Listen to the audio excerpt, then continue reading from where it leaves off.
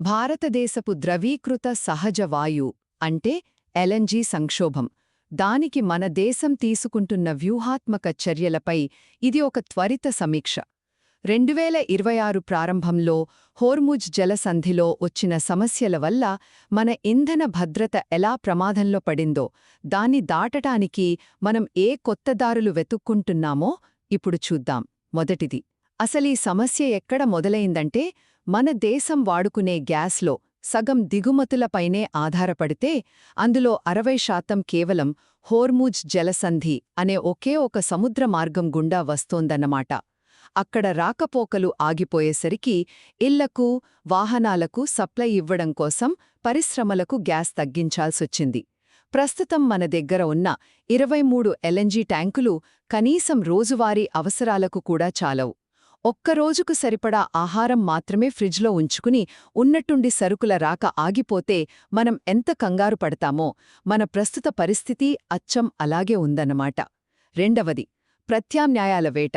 మన పెద్ద సప్లయర్స్ అయిన ఖతార్, యుఏఈల నుంచి వచ్చే గ్యాస్ ఏప్రిల్ నాటికి పూర్తిగా సున్నాకు పడిపోయిందంటే నమ్ముతారా?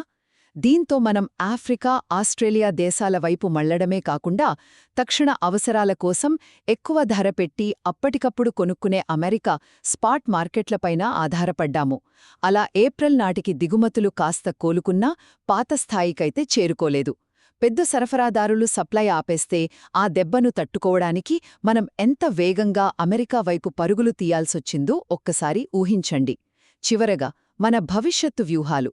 దేశంలోనే అతిపెద్ద దిగుమతిదారు పెట్రోనెట్ ఎల్ఎన్జీ కొత్తగా క్రయోజెనిక్ ట్యాంకులను నిర్మించి నిల్వ సామర్థ్యాన్ని ఏకంగా 70% పెంచాలని లక్ష్యంగా పెట్టుకుంది.